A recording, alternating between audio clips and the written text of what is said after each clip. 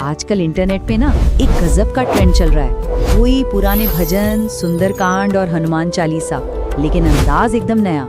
ये सब lo-fi beats पर सेट हैं और देखते ही देखते लाखों लोगों तक पहुंच रहे हैं। और इस पूरी कल्चरल वेव को, इस लहर को समझाने के लिए गायक रासराज जी महाराज बस एक लाइन में कहते हैं, राम नाम की बाढ़ आ गई है। और ये सिर्फ कोई धार्मिक रिवाइवल नहीं है, ये तो एक ऐसा साउंड ट्रैक बन गया है जो एक पूरी की पूरी जनरेशन को अपनी तरफ खींच रहा है। तो सवाल ये उठता है कि आखिर ऐसा हो क्यों रहा है? कैसे एक सदियों पुरानी आस्था जब मॉडर्न लो-फाई बीट्स के साथ मिलती है तो एक नई पीढ़ी के लिए इतनी रिलेटेबल बन जाती है? चलिए आज इसी को समझने की कोशिश करते हैं। पता है, इस पूरी कहानी के पीछे कोई बड़ी मार्केटिंग टीम या कोई सोची समझी स्ट्रेटजी नहीं है, बल्कि इसके सेंटर में है एक शास्त्रीय गायक जो इत्तेफाक से एक डिजिटल स्टार बन गए, रासराज जी महाराज। ये सब हुआ कैसे? पूरी तरह से इत्तेफाक से। देखिए, रासराज जी ने तो एक ट्रेडिशनल सुंदरकांड रिकॉर्ड किया था। हुआ ये कि स्टूडियो के डायरेक्टर ने अपने आप ही उसका एक लो-फाई रिमिक्स बना दिया। और मजे की बात तो ये है कि महीनों बाद जब वो इंस्टाग्राम पर वायरल हो गया, तब जाकर रासराज जी को इसके बारे में पता चला। और बस इसी एक वायरल हिट ने लो-फाई भजनों की एक पूरी सीरीज को जन्म दे दिया। लेकिन क्या इसकी कामयाबी का सारा क्रेडिट सिर्फ इन कैची बीट्स को जाता है? शायद नहीं। इस वायरल हुक के पीछे ना एक बहुत गहरी, बहुत पुरानी शक्ति छिपी हुई है। रासराज जी खुद बताते हैं कि लो-फाई बीट तो बस ऊपर की एक परत है जो ध्यान खींचती है। असली जादू, वो शक्ति जो लोगों की आत्मा तक पहुंच रही है, वो है भारतीय शास्त्रीय संगीत के राग।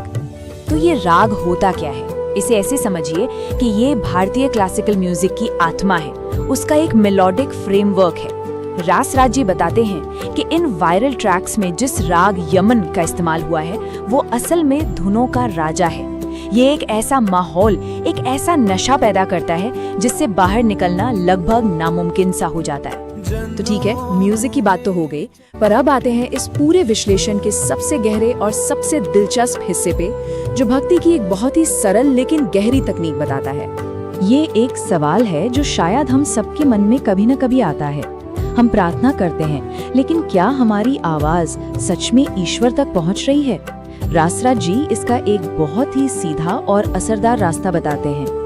जरा सोचिए, एक तरफ कोई है जो बार बार जय हनुमान का जाप कर रहा है और हो सकता है हनुमान जी ना सुने।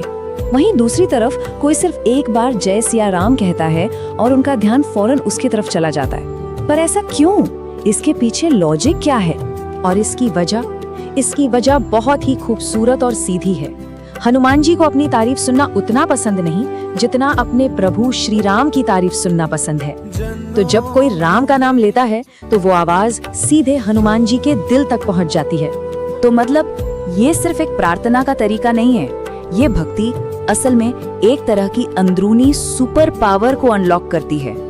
तो इस भक्ति से मिलता क्या है? कौन सी सुपर पावर्स अनलॉक होती हैं? सबसे पहले तो निर्भयता, क्योंकि ये विश्वास होता है कि हनुमान जी साथ हैं। फिर आती है विनम्रता, मतलब बड़े बड़े काम करने के बाद भी जमीन से जुड़े रहना, बिल्कुल हनुमान जी की तरह। और साथ ही मिलती है एक अंदरूनी ताकत और कभी न खत्म होने वाली शांति।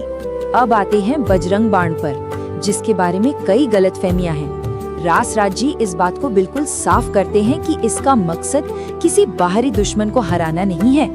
ये तो अपने ही अंदर के राक्षसों, काम, क्रोध और लोभ पर जीत हासिल करने का एक बहुत शक्तिशाली टूल है। तो आखिर में ये सारी बातें एक ही चीज पर आकर रुकती हैं, समर्पण।